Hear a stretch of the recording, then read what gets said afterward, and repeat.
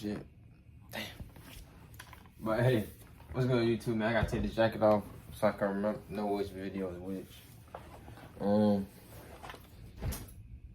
But hey, you see by the title, man, is Amazon FBA really worth it, man? I'm watching somebody's video, they saying why they quit and why a lot of people quit in 2024. If you do Amazon FBA, comment, let me know how does it work.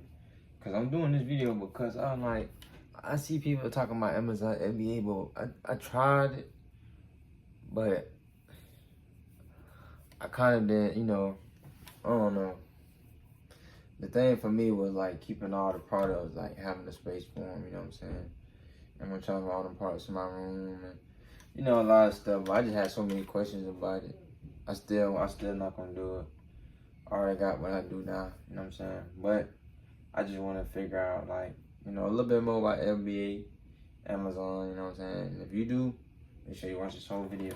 I'm gonna see why sellers been quitting.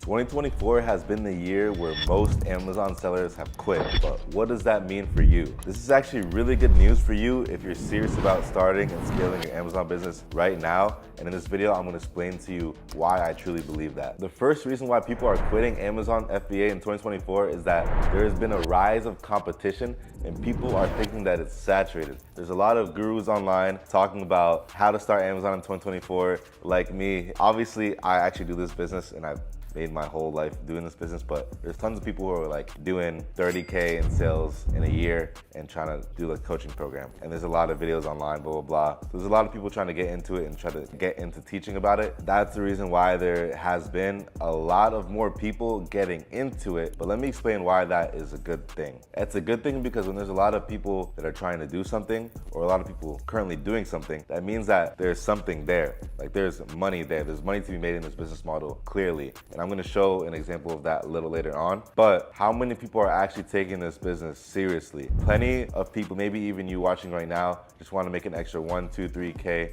4, 5K a month in sales, which is nothing crazy, honestly.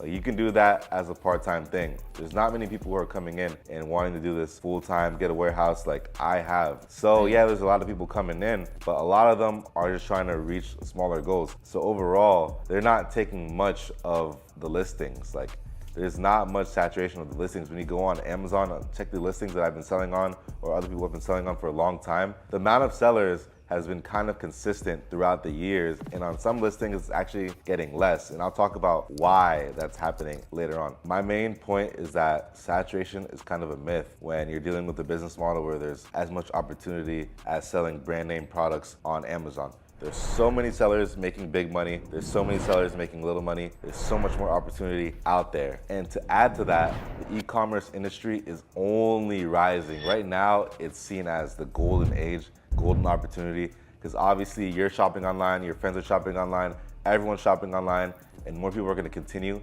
As more brick and mortar start to close down, more people are gonna flock to online shopping because that's how we do things nowadays. And it's only gonna keep increasing as digital technology expands. So saturation is a myth. You can run up a big bag in this business if you really put your mind to it, no matter what. And let me show you an example of how many people are actually making money on Amazon. I'm already on the seller map right here, but you basically go, click seller map, and then I'm gonna do monthly revenue of 100K.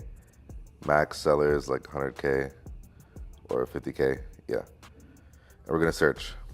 And we found 35,000 sellers. And you can see that there's sellers on the East Coast, the middle, in Canada up here, a lot in Florida, a ton in New York, of course, New York area. And you can just see, like, there's a lot of sellers who are putting up, all these people are doing over 100K monthly sales, whether they're doing wholesale, online arbitrage, private label, brand direct, whatever it is, they're using Amazon, and over 35K of them are doing over 100K a month in sales. And then we can even go even deeper and do 500K in sales and over 6,000 people. So I've done over 500K monthly plenty months, and some people have as well. But this is a ton of sellers who are doing it over 6,000. And then, yeah, pretty much that's That's all you got to see. That's crazy. This amount of people in the United States running up these numbers. So why can't you even come remotely close? All the sellers that I showed on the screen all have one thing in common. They're adapting to all of the changes and all of the curveballs that Amazon is throwing at them on the platform. Amazon does a lot of different things that can slow you down and weeds out people who struggle to adapt. And this can also scare new sellers that are planning on coming in. Some examples of these changes can be fee increases, return fee increases, shipping cost increases, and inventory placement fees as of recently. All of these changes require flexibility in your business.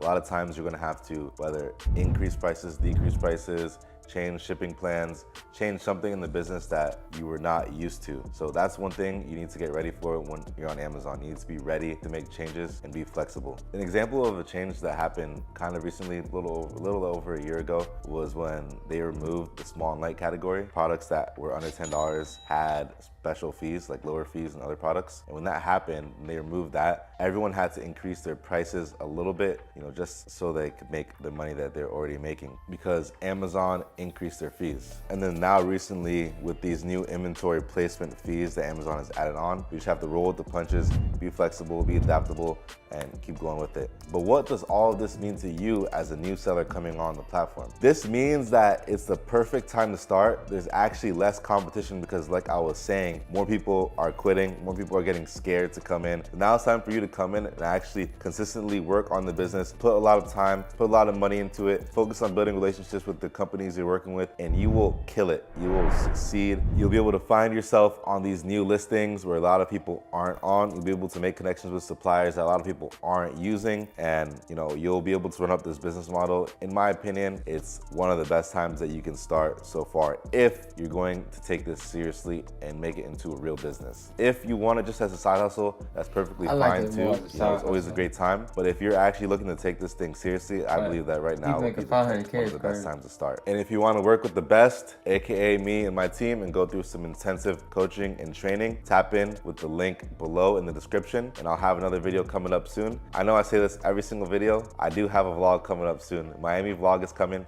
so you guys can see how I live my life here. It'll be really cool, fun. I don't really show much of what I do, so that will be coming up soon before I leave and travel. But hey, you know what I'm saying? So that kind of answered my question. So I guess it was, what I was doing wrong. I was doing something wrong back then. But for those out there that want to try Amazon FBA, you know what I'm saying? I'm more of a stocks type of guy, bonds, such as that option trading, you know what I'm saying? Calls, puts, Bitcoin, Ether. I'm that type of guy. But if you want to give Amazon FBA a try, bro just clearly showed you it's still, time out there. If people could make $500K from that, bro, an option trader, I ain't gonna lie, an option trader making $500K is like completely insane. That's completely insane. But Amazon FBA making $500K, that's possible. He just showed the map for everybody in the USA, you know what I'm saying? California doing the biz. Are you from out there? In Cali, y'all doing the bid, man. 675 people is crazy. That's a lot. That's a lot. But hey, I just did this video because I had the question. I know somebody else had this question. Is Amazon FBA really worth it? And why have sellers been quitting in 2024? And if I answer your question in this video, man, make sure you leave a like on this video. Subscribe to the channel, man. I do all types of reaction videos, vlogs, cooking videos. I'm doing one today. You know what I'm saying? So yeah, always dropping content. Why not? I'll see you on the next one. Peace.